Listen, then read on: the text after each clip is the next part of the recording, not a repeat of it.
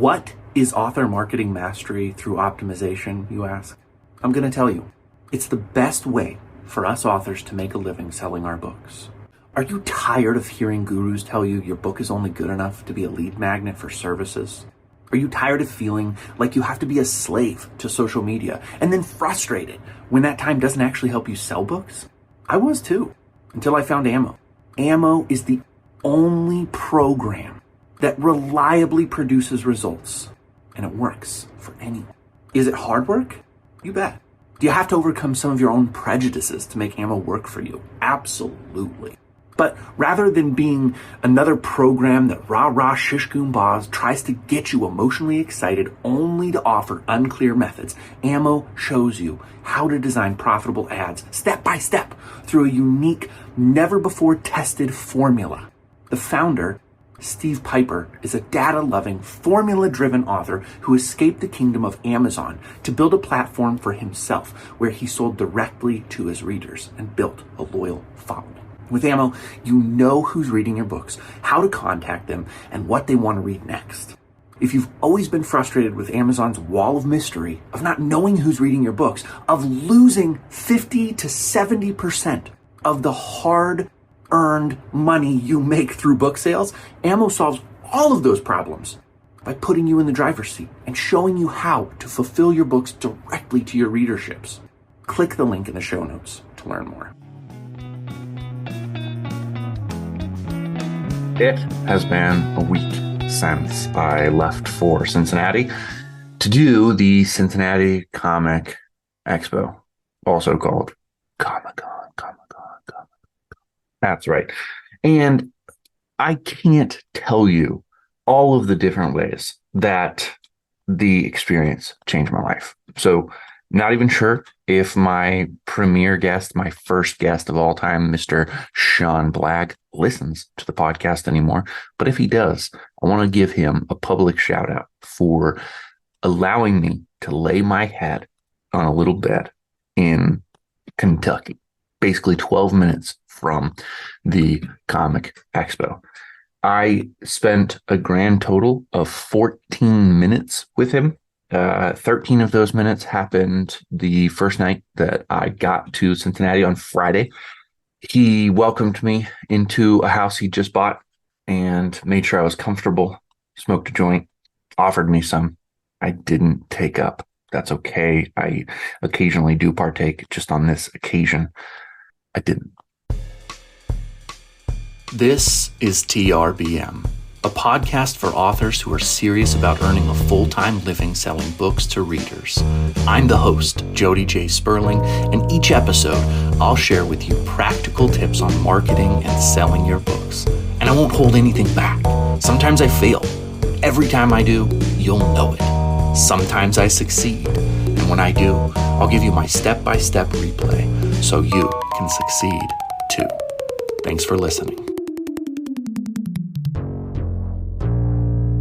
It was so fun. And I'm really grateful to Sean for opening up the house that he had bought. His brother is living in the house that he bought. His brother looks nothing like him. I guess you could tell that they resemble each other, but that's about it. They're really different folks. And so I'm also thankful to his brother, whose name I forget. That's how little time I spent with Sean and his brother.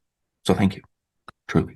In this world, when you open your arms and just need things to work out, things do happen to work out. Y'all have been listening to the podcast for the last couple of weeks, and so you know that I have been neck deep in the law of attraction. It's been a fascination of mine for many months. Dr. Tara Swart-Bieber would be the scientist that I enjoy, but I also read The Secret and Bob Proctor, so many other people since my friend John came into town and his girlfriend Jessica suggested that I was in my own way. That has proved truer than I could have ever guessed. Yeah, I'm in my own way. I'm in my own way right now. And that is the shape and the size of today's podcast, is that despite our best efforts, sometimes, even though we want to do things differently, we just step right in our own way. We trip ourselves up. We make the journey harder. And that's what I'm doing. That's what I'm doing yesterday, Wednesday, and today for me is Friday. You'll be hearing this, of course, on Monday. You get in your own way. You make choices that hinder you, that drag you down, ball and chain, and you crawl along the ground. It happens.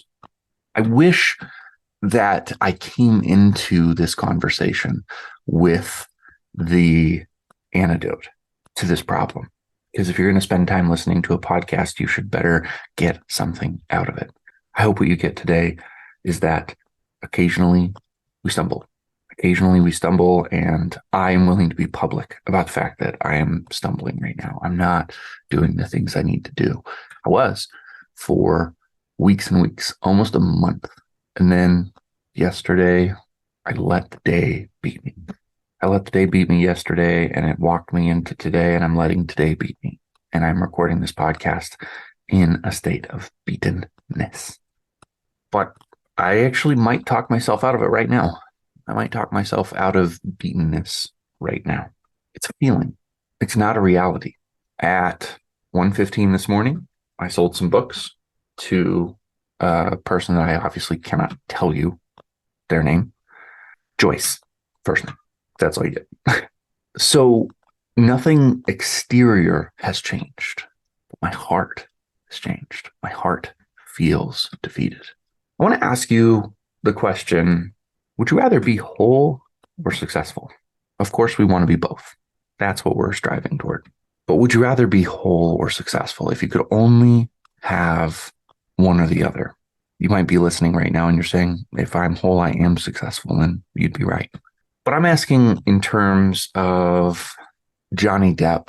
I'm asking in terms of any person who has burned so hard and so hot that they accomplished great things at the expense of their soul. Hunter Thompson, F. Scott Fitzgerald, David Foster Wallace. It's starting to look more like Stephen King is that as well. And what I want to know is, can you do something great without sacrificing your soul? It takes energy and effort and pizzazz to do this thing. Sometimes the energy and the effort and the pizzazz feels like it burns down right to your fingertips. I used to smoke cigarettes. It's been a long time. I quit smoking cigarettes in 2011, I believe. 2013. I'll call it 2013, just in case. I was living in Spokane. I was getting my grad degree. Silas was a young boy, walking, but, talking, not old enough to be really doing a lot.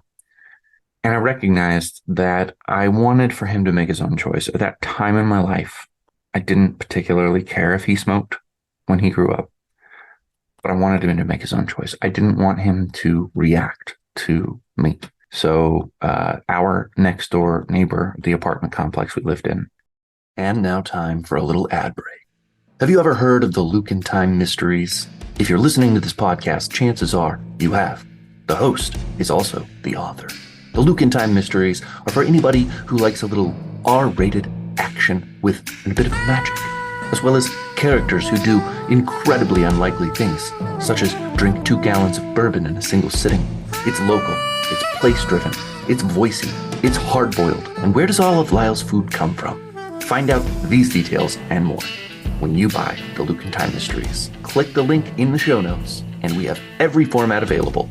Don't miss your chance to get a 60% discount just for being a podcast listener. Now back to the show. She was a vapor, and she told me about this place in Spokane. I can see the logo, but I can't actually summon the words to my brain right now.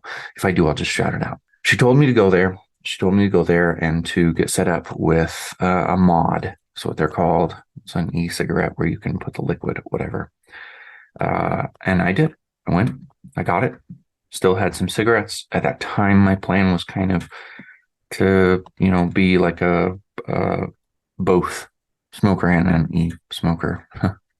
So I got those and I started vaping. One of the nice things about vaping was that my wife would let me vape in the house. I could vape wherever I wanted. So I could vape the whole time I was reading. I could vape the whole time I was watching a football game or a baseball game, whatever I was doing. I liked that. And so it made vaping really easy. Uh, I went through some time where I thought that my wife was really proud of me for quitting smoking. And so I started hiding if I would ever smoke a cigarette. Still pretty convinced she actually knew I was doing it and just didn't say anything. But either way, I would go out on work trips. I used to drive for my work trips all over the inland Northwest, selling sunglasses and work gloves and apparel of different sorts, t-shirts, hats, all that kind of stuff. And occasionally I would buy loose tobacco and filters. And I would pack those cigarettes up and I would smoke them when I was not at home. And I would come home and I would roll the windows down in the car. And I would make sure that I was well aired out so that I didn't smell like smoke, or at least that's what I thought in my brain. And I would think, fucking loser. God, you're so stupid. You're so stupid. That's what I would think. I would think you're such a loser. You can't beat this habit and you're trying to hide it. But here I am. I am here a decade and change later, non-smoker, because I just kept working at it. I kept working at it. And then there was a day right before the pandemic where my wife and I had been doing some fasting, sort of something that I really loved for a period of time. I'm the one who researched it. She still does it. I haven't fasted in a very long time. Well, very long is relative. I haven't fasted in quite a while. She continually fasts at the beginning of weeks to lose weight. She's losing a good amount of weight. She looks amazing. Discipline does that to us. It's not about our bodies. It's about our hearts. It's about our minds. And her mind is fully engaged right now. And so her body shows that. There was a day right in the middle of the pandemic. We were working from home and we were going to fast. And I thought, you know what? I'm just going to give it my best shot. I'm going to see how long I can go. I really had no intent necessarily of quitting smoking, like vaping, the whole thing, all of it. But I also did think that I'm going to give it a shot and see what happens. So it was both. It was like, if I do, I do. If I don't, at least I will not have like vaped. Let me give a little more context too, because I think that there's something in this. I actually believe, and I don't know if this is true. You can comment if you follow me on Substack or anywhere else, that the fluid in vaping has calories. So I didn't want to take in any calories, and I just thought I'll be completely calorie free, calorie free, and then we'll see where it goes. Day, 2 days, 3 days, 4 days, I'm sitting in my chair, no vaping. I think it was around day 4 that I knew I had quit. Like, I just knew. At day 4, I knew I was done. And so I'm waiting for Ashley to notice and to give me some props, babe. Come on. Tell me how proud you are of me. Because smoking is, according to everything I know, the most addictive thing out there. That's right. I quit and I have never gone back.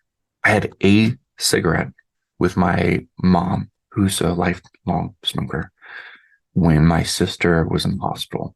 I think, strangely enough, and this was while I was still vaping, but I think that my sister was one of the first people to have COVID before they understood what COVID was. She was in the hospital for, well, she could tell you the exact number of days, but basically longer than a month. She was on a ventilator. She ended up going on ECMO. She almost died. We were going out to visit. My mom had come into town and had dinner with my wife and kids and I. And then we drove down to the hospital, and that was the last cigarette that I smoked. So, ironically, I smoked a cigarette and then very shortly after that quit vaping and everything altogether. And I haven't had anything since then. I can't tell you that I will never. Luke, in my books, she smokes constantly. Like there's no scene where she's not holding a lit cigarette, pretty much. So maybe she is vicariously dying for me. I don't know. I do know that I miss it. I do. Like I'm just talking about it this much. I'm pretty sure I'm just going to go out right after I quit recording this and grab a pack of cigarettes and light up. Just kidding. But you can comment if you want and be like, "Don't do it, Jody," because I want more people to follow me on Substack. I want more people to comment on the podcast. I'm trying to build a community that's interactive and that you folks actually speak to me. So I will, as always, have a link to my Substack where you can comment and share your thoughts. I would love to hear. You don't have to leave a rating or review. I want to hear from you. That's why I'm doing what I'm doing. This podcast may be the worst thing that I've ever recorded, or it may be the best. I really don't know. What I do know is that I'm doing this because we're all in it together and barely hanging on, folks. It's hard. It's really hard. This is personal. It's not business. Like I said, sold books this morning already. We're fine. But my heart is heavy. My heart is heavy because I don't feel like a good person. I don't feel like a good person because I have a on again, off again relationship with alcohol when I drink too much. When I was in Cincinnati, I had a moment. There is, you can look it up if you want. It's called Ho'oponopono. Hawaiian, if you couldn't guess. It's just 4 phrases. I love you. I'm sorry. Please forgive me. I thank you. Dr. Hu Len. I can't remember his first name, but it's also very Hawaiian. I was listening to the book. Joe Vitale wrote it. Co-authored with Dr. Hu Len, Ho'oponopono. Really, truly changed my life. The whole time I was out there, I just would focus on complete and total responsibility for myself. That is the idea of Ho'oponopono. You take 100% responsibility, and that is kind of radical. It's radical because it's not just you. It's not just the things you do. It's everything you experience. So there's so many examples I could give you, but when I was leaving the Comic Expo to drive home, it was Sunday, 6:00. I wanted to get some Chipotle. There was Chipotle off of the Interstate 74, I believe. I pulled off, found the Chipotle, parked, went inside, and it was very busy. I meant to make the entire drive from Cincinnati back home without stopping. That was my goal. So when I walked into that Chipotle and it was so busy, I was frustrated immediately. I was angry. And the whole time I was sitting there, I was trying to take full responsibility for myself and my frustration, but also I could clearly feel the anger in the store. People wanted the line to move faster. People wanted their burritos quicker. And the line was moving slow. There was a woman, older, probably in her late 50s, early 60s, who berated the burrito maker. He was a young Black boy. And I knew as soon as it happened that I was responsible for all the hate that I brought into the restroom. The restroom? I may edit that out. Probably not, though. Restaurant. For all of the hate that I brought in there. That was my fault. I infected the entire restaurant with my frustration and my impatience and my need to hurry. And that woman took it out on that boy because of my anger. And I knew, I just knew like I knew that that was my fault. And I felt badly. So I love you and I'm sorry. Please forgive me. Thank you. Over and over in my brain. And I committed to, when I got to the front of the line and ordered my dinner, that I was going to give him all of the love I could. I'm not good at this, and it wasn't enough. And I was not able to give him the kind of love that broke him free. And I left there feeling this weight, knowing in my heart what I had done. You're like, I don't know how deep we are into this podcast right now, but what does this have to do with selling books? What does this have to do with marketing? Everything. This has everything to do with marketing books. Because if you can take radical responsibility for your own behaviors, things change. I can't tell you right now all the things that change. I do know that for the past month, you've been on this journey with me, and you're aware that I've been selling more books than ever. I don't know. I used to believe that karma was a thing. I used to believe that karma was, I don't know how to explain it, even though, well, it was like superstition. Karma was superstition for me. But also, I'm recognizing now that there is something in this universe that is kind of like karma, that is kind of that way, that when we choose to love, love comes back to us. And that starts at the root and it grows out from there. So the root is the book. You write the book with love. You write the book with a smile on your face. Before you, okay, let's get this straight. You're going to hear this interview. No, you're going to hear this podcast episode before you hear my interview with Andy J. Pizza. However, I say this with Andy, and it is true. We bring to ourselves what we deserve, and what we deserve is what we bring to ourselves. It's a really hard thing to wrap your brain around. What you want is what you get. You get what you want.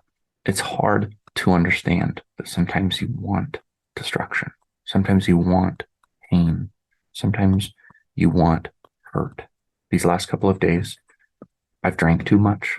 I woke up yesterday after having drank too much the day before and thought I'll have a little to drink to kind of even me out so that I can get through the day. That was stupid. Then I drank too much again. So I woke up this morning and kind of made the same decision. Probably have to edit this out. Is great. The tax is great. Nothing is wrong. Nothing is wrong. It's only in my head. So some of you listening will take pity on me. Some of you listening will never listen again because I'm not particularly good at this. Some of you listening will hear me. I'm not sure what your thing is, but you do it too. I'm pretty positive of that. You wouldn't be listening to this podcast if you didn't. That is what I know, because none of us here have made it where we want to go. And even when we make it where we want to go, none of us here are how we want to be. Libraries, there you go. This was a library episode. Now I'll get back to it soon. But honestly, where libraries are concerned, the reason I'm not doing episodes is I'm not really focusing on it right now. I know that it is important in the grander scheme, but I really have been focused 96% on just writing the books, 4% on marketing with ammo, and then 0% on libraries. But yeah, so trying to think if there's anything else action item wise that I want to give to you. And I really can't think of anything. I can't believe I'm going to release this episode, but I'm going to do it. I'm going to do it. I'm only going to cut moments of silence. You get the rest. 100% true. Don't take pity on me. I'm not worth pitying. I'm really good at what I do. And I'm approaching revelation every day. I hope you do too. We'll talk soon.